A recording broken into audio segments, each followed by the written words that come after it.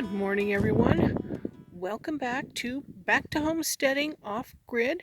And today I've talked a lot about hand spinning and one of my hobbies and stuff like that, but I've never really done a video on how you process and do the thing to where you go from the animal all the way to the finished product, which is hat or gloves or whatever. So today is going to be a start of that video that I'm going to walk you through the process of how I process wool, alpaca, or other fibers. And yes, I've done other fibers.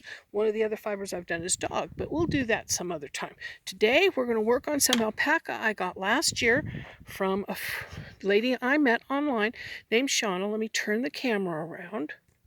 This is how I store it in these big laundry bags that are nice and porous, because you want to let your fibers be able to breathe. No matter what it is, you don't want to put it in a solid plastic bag, because then they can not breathe, get condensation, rot, and I have lost fleeces even in these bags before where the weather was actually quite damp. So anyway, I'm going to spread this out on the table and I'll be back in a second when it's all done. Hang on there. Alright, this is what it looks like all stretched out. I'm going to separate it and grade it. You can see it isn't very long. It's only about 3 inches long. This was because this animal got sheared twice that year. And I'm going to separate it out. I'm going to find the things that are called the britch wool, which is going to be a little bit coarser versus the stuff that's nice and fine. And I'm going to sort it over into my bins over here, because you can see some of it is really nice. If you're a hand spinner, you look for that curl, that twist. That's called crimp. And that's what helps things stay together and make you a good piece of yarn. This stuff I've already done a little bit of spinning on, but we'll walk through the process all together. And anyway, so I'm going to grade it out, and it's going to get separated over into these bins by quality versus how fine it is, or how much shortcuts it is, or how much dirt is in it. So I'm going to start separating it out, and I'll show you that when I get done. Okay, folks, we're back, and I've looked through this fleece. Each fleece you're going to separate in different ways. This animal had been cut twice over the year, so it doesn't have the staple length that it normally would have. It's about half. And I have over here some of the stuff that is a little more sunburnt and shorter. So that's in that. And this has maybe a little less sunburnt in this one, but it's a little bit longer, probably 1/2 inch to 1 inch longer.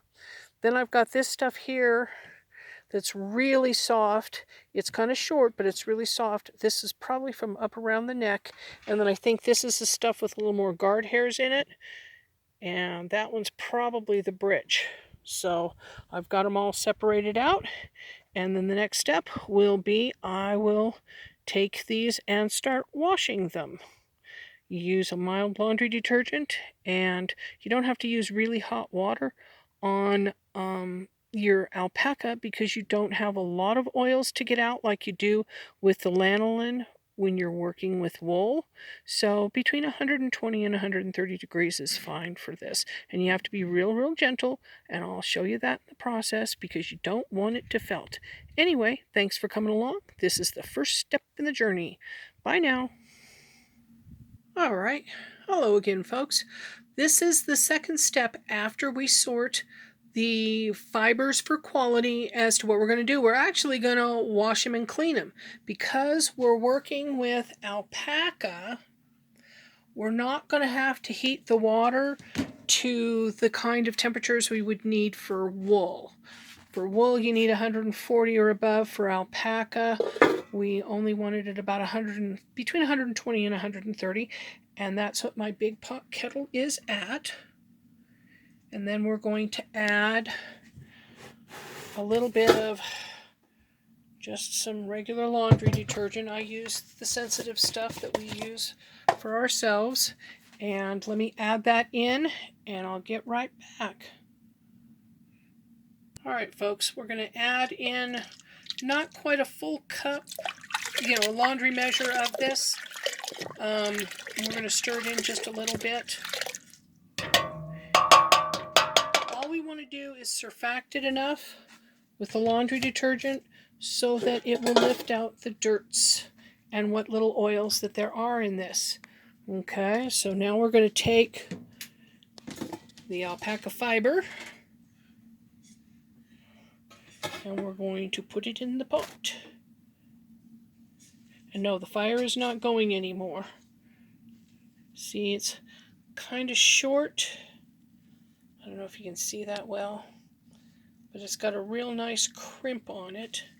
And I've already processed some of this, and it's nice other than it's short. So this is not the best. This is what I would consider mid-grade. And then you just gently push it into the water.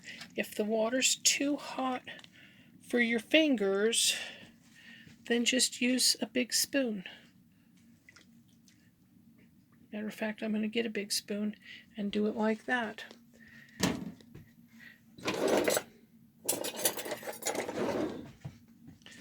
Alright, and just kind of put it in.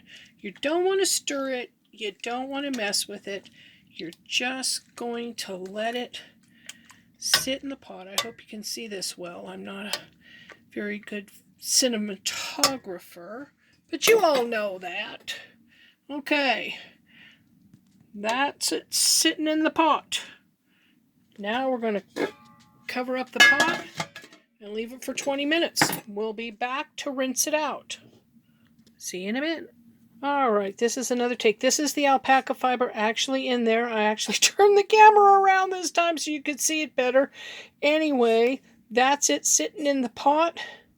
There's probably, a pound of fiber in about 4 gallons of water and about half a laundry load, half of one of those, of detergent. We're going to let it sit in that pot for 20 minutes, and the temperature is between 120 and 130 degrees, and that's all you want.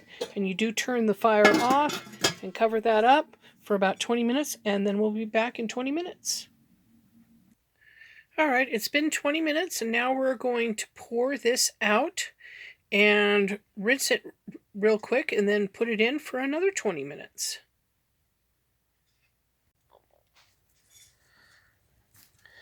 Alright, we poured it out, and the water was pretty dirty, but that's what we want to see, because we want to get all the dirt and stuff out of it.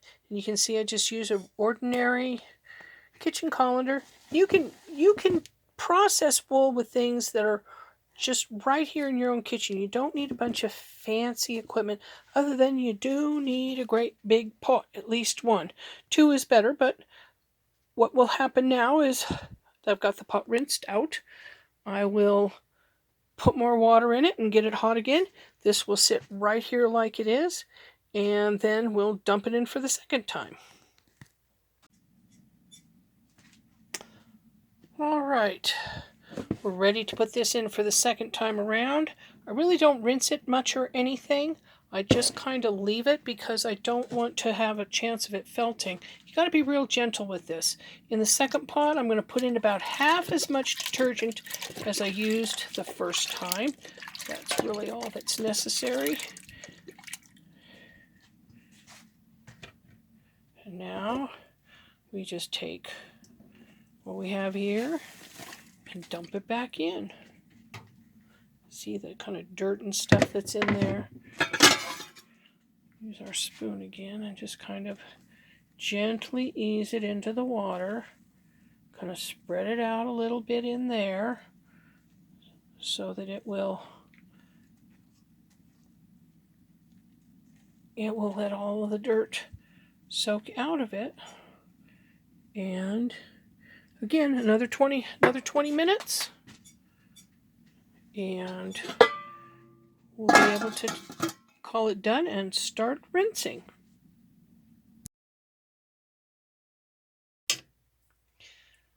All right, we're back. It's been another 20 minutes. Let me show you just how not so dirty the water is this time. The first time through got a lot of gunk out, and now we're ready to pour it again into there and then start rinsing it. Back in a minute. Okay, now we're just going to take lots of the fiber with water that's maybe 110 degrees. And now we're just going to start rinsing the soap out of it. And we'll get some more dirt and stuff. And we're going to be very gentle. And we're going to make sure that the water's not too hot, because we don't want to shock it. Shock it while making it felt. And we're just going to cool it down a little step at a time. And we're going to rinse it like this. Swirl it around. And then just take it out.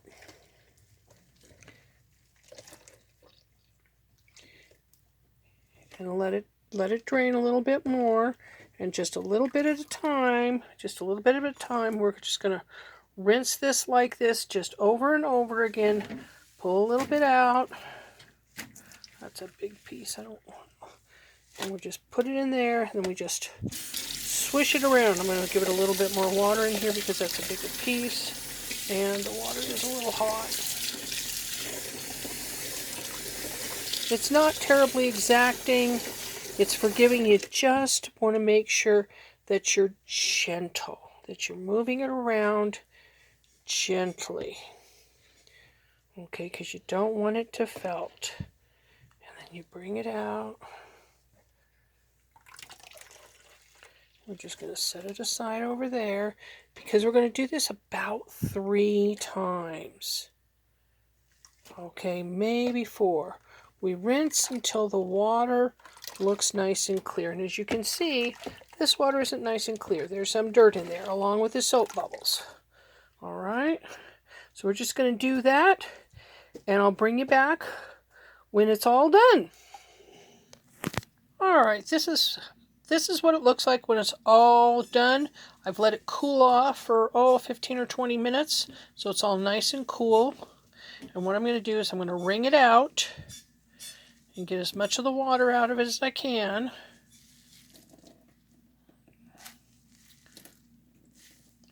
Then I'm going to put it over here on this rack.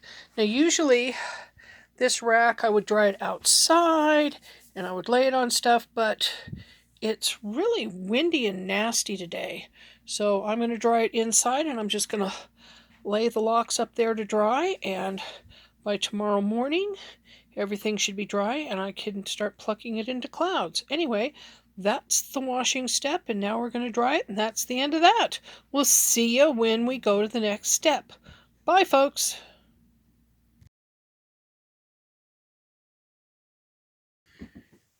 All right. Good morning again, folks. Here's the second or the next step in fiber production. Once they're washed and they're all dried out, they look like this. They're called locks, and you got to take the locks and turn them into this, which is called clouds. And you do that by just sitting here. I put a towel on my lap because this is also where a lot of the leftover vegetable matter, which is dirt and hay and everything else that they pick up with in their fleece, and it gets trapped in there, and this helps it to fall out. And you're just going to gently pull the locks apart and open up that fiber so that when it's the next step, which is going to be putting it on the drum carder,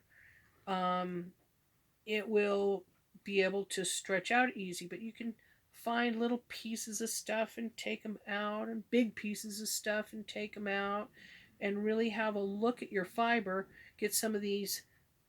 These are called, this is a double cut. This is just a little thing that won't work well in your finished yarn. If you get a lot of that, then you have a lot of pilling as you wash the garment that you make out of it. And that's what pilling is. It's all the little short fibers working their way out of the yarn. And that's why every now and again, with even good wool, you have to take and pluck all the little pills off of it. But anyway, the less you get in, the better quality yarn you have. And you just kind of just sit here and pluck things out. It takes time. Doesn't take a lot of effort, but that's basically the next step. You want to turn it from this to this. Thanks for watching, and We'll check back when it's time to get the drum carter out. Bye, folks.